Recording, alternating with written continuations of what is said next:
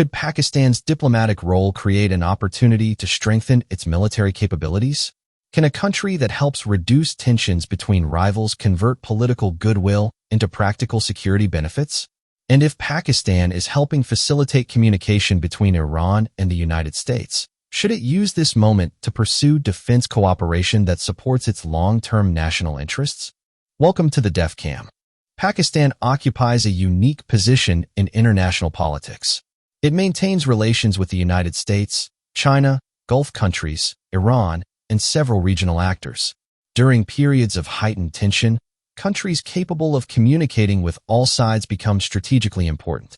Reports suggesting Pakistan is helping facilitate dialogue between Iran and the United States have once again highlighted Islamabad's diplomatic value.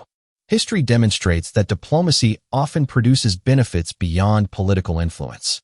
Countries that assist major powers during sensitive periods sometimes gain access to technology, investment, training programs, and military cooperation. If Pakistan is contributing to regional stability through diplomatic engagement, some analysts believe it should explore opportunities to strengthen its defense capabilities as part of broader strategic cooperation. One area that naturally attracts attention is air power. The Pakistan Air Force continues to operate a combination of indigenous and imported aircraft. Among them, the Fighting Falcon remains one of the most capable platforms in service. It has performed air defense, precision strike, and multi-role missions for decades and continues to be an important part of Pakistan's combat aviation fleet. The recently approved support package for the Fighting Falcon fleet is valuable because it improves maintenance, sustainment, and operational readiness. However, support programs alone do not significantly enhance combat performance. Modern aerial warfare increasingly depends on advanced sensors, electronic warfare systems, networking capabilities, and long-range weapons. For this reason, some defense observers argue that Pakistan should pursue a deeper modernization effort. A more advanced upgrade could introduce improved radar systems, enhanced mission computers, upgraded electronic warfare equipment, and better situational awareness. Such improvements would allow pilots to detect and engage threats more effectively in increasingly complex operational environments. Missile capability is equally important. Modern air combat is often decided long before opposing aircraft come within visual range. Detection quality, tracking performance, electronic resistance, and weapon effectiveness now play a decisive role. Access to more advanced beyond visual range missiles would increase engagement flexibility and strengthen deterrence against sophisticated aerial threats. Beyond fighter aircraft, helicopters remain essential for Pakistan's security requirements. Counterterrorism operations, border security missions, troop transport, casualty evacuation, and special operations all rely heavily on rotary wing aviation. This is especially true in mountainous regions where helicopters often provide the fastest and most effective means of mobility. The attack helicopters that Pakistan previously sought from the United States represented a significant capability enhancement. Equipped with advanced sensors, precision weapons, and strong battlefield survivability, they would have provided valuable support for counterterrorism operations. If diplomatic conditions become favorable, Islamabad could potentially revisit discussions regarding these helicopters.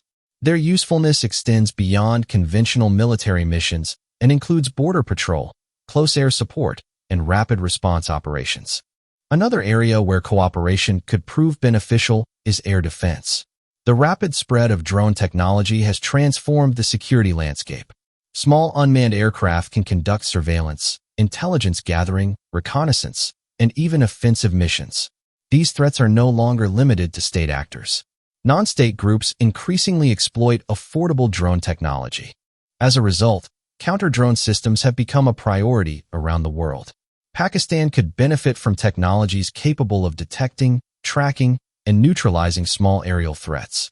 Advanced radar systems, electronic warfare equipment, command networks, and dedicated anti-drone platforms would significantly strengthen defensive capabilities. Short-range air defense systems are also becoming increasingly important. These systems protect military installations, critical infrastructure, command centers, and sensitive facilities against low-altitude aerial threats. As drones and loitering munitions become more common, layered air defense networks are becoming a necessity. Modern radar technology would provide benefits across multiple domains. Advanced radar systems do more than simply detect targets. They collect, process, and distribute battlefield information across multiple platforms. Improved radar coverage enhances early warning capability, strengthens airspace awareness, and improves command and control effectiveness.